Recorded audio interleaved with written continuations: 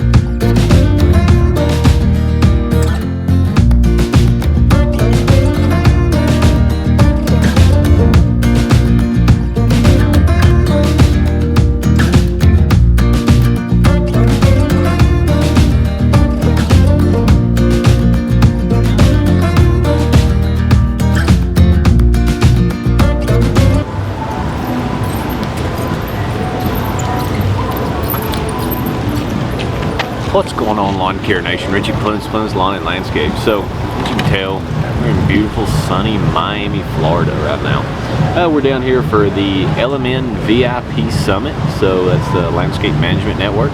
It's a business management software. It's not necessarily just for helping you with your billing and things like that. It also helps you to build a budget.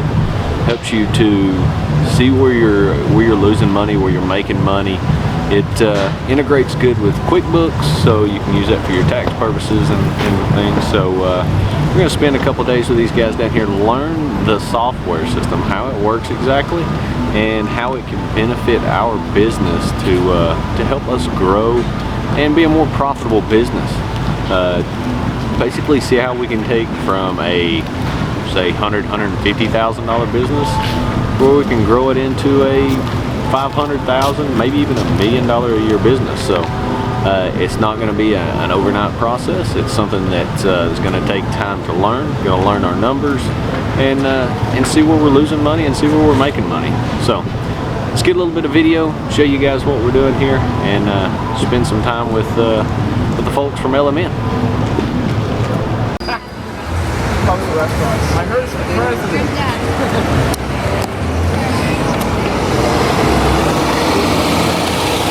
So now is time to go to dinner, and I got us a pretty fancy limo. I mean, it's decked out here. What do y'all think of that? What do you think, babe?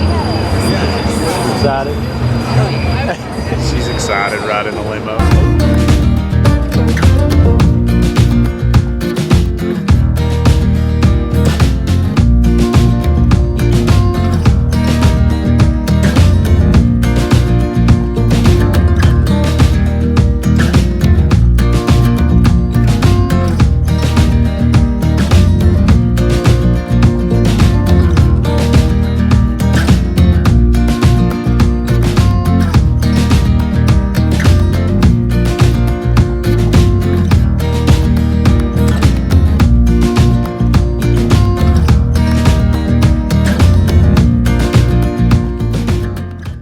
Worked 5 hours doing something.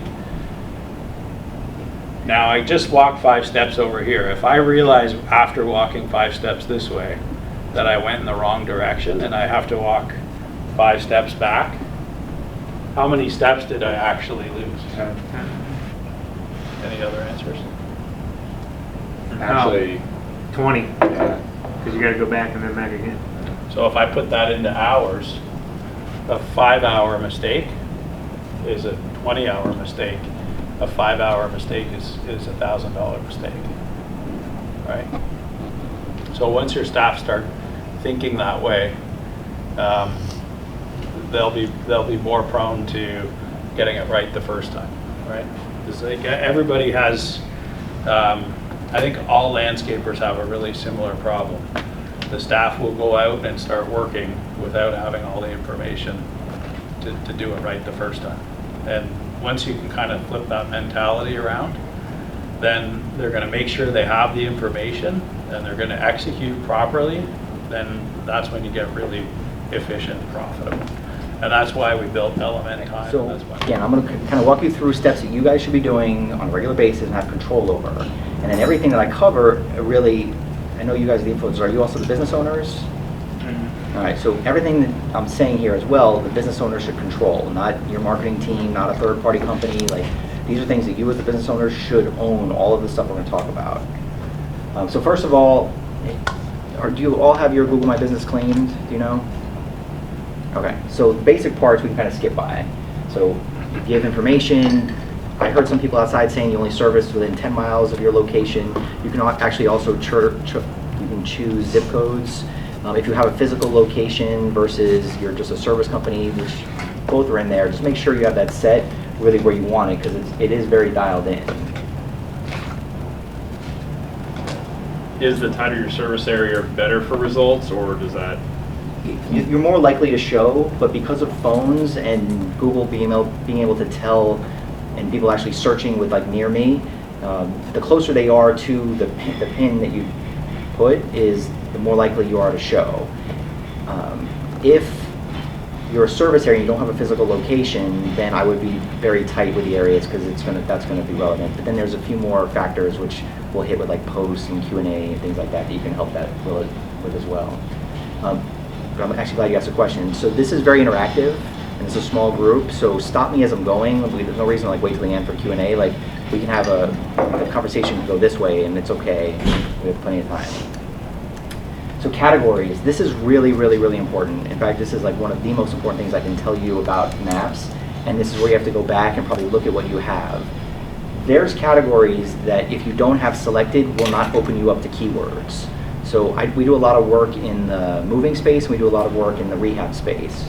In the rehab space, if you don't have addiction center as one of your categories, you will not show for any of the addiction keywords, which means even if the company is named Florida Addiction Center, you will not show up because you don't have the category selected. So I actually added a slide that says stop. Like, this is super, super important, and you can add more than one category. So landscape management, landscaping, tree service, commercial, residential, like that's all probably in there. And depending on your areas, but you can only choose categories that exist. You can't create categories. But you should have anywhere from probably 3 to 5 categories, and it's not, again, your main one really isn't that important. It's all of them that will open up more keywords to your listing. Let's go, Blake! B&B on you! Always waiting on Blake. Let's go, man. So Blake, tell us about your Uber experience. Yeah, I had this Uber guy. Real nice car, like a brand new Hyundai or something. And he didn't speak a lick of English, okay? Which is fine, it's cool. Super nice car.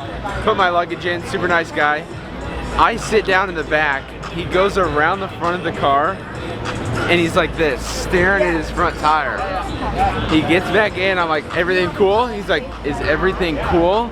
And I go, is the front tire, is everything okay with it? He goes, the front tire? And I'm like, yeah, this communication is not going too well. And so, I mean, we just took off. I don't know what he was looking at.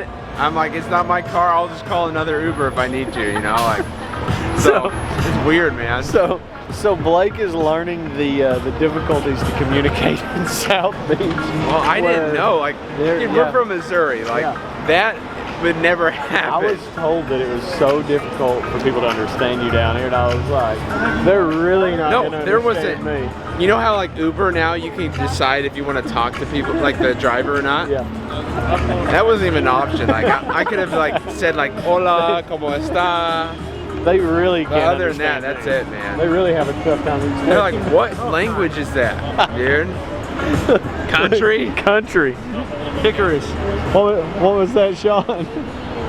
Nothing, man. Tough times down here. Tough times. Look around. Tough times. Tough times in South Beach. What do we do, Sean, when we go places like this? We find the guys with the mowers and the weed eaters, and we just start filming, don't we? Yeah, what do they say? Like, you take the boy off the mower, but you can't take the... That don't make sense. And they don't make any sense. They don't make any sense. We're just like, mowers. Mowers. All right, let's try that again. No, just kidding.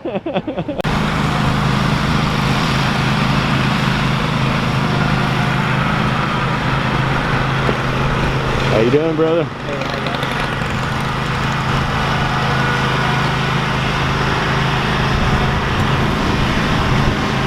That Toro cutting that grass.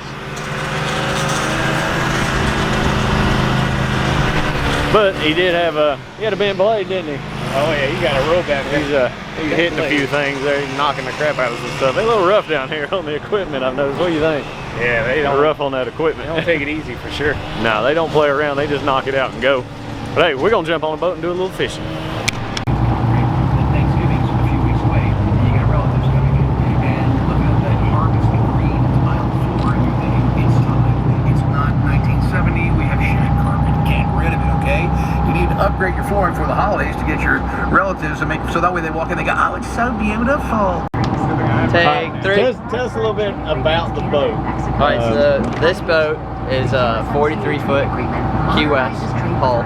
She's got twin Detroits, straight 6s. She's 12-knot boat. That's all we need. We do a lot of live baiting, light tackle live baiting with the spinners. These are 17 rods with 30 liters, 30 fluoroliters, 3-wire.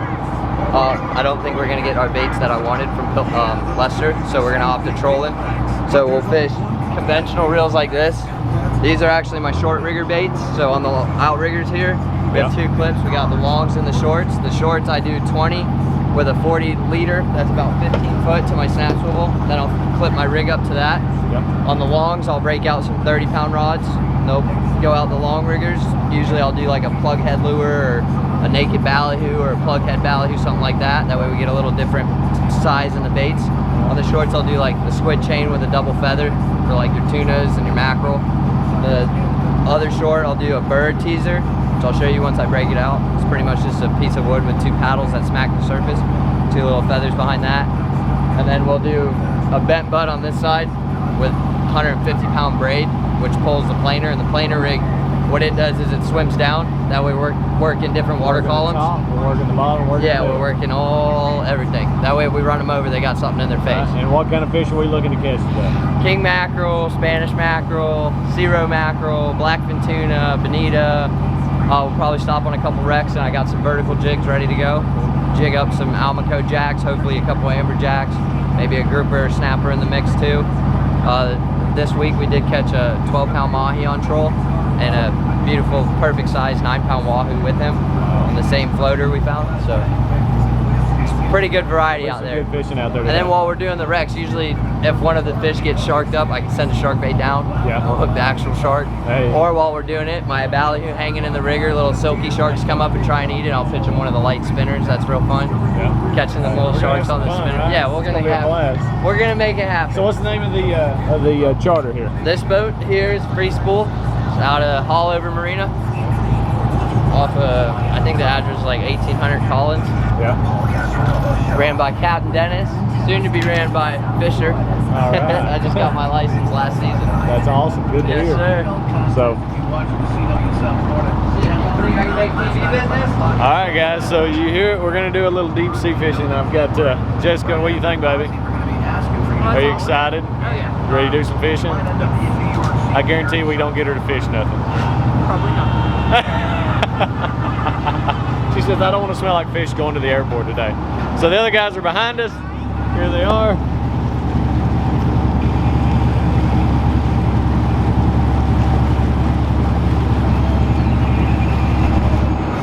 So let's go catch a little fish and get us a good little tan, right?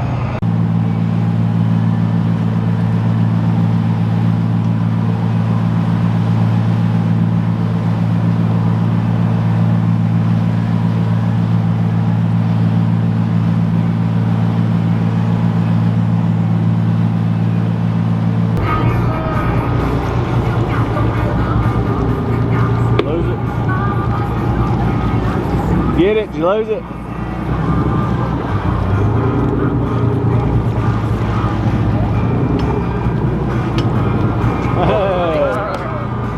What you got here?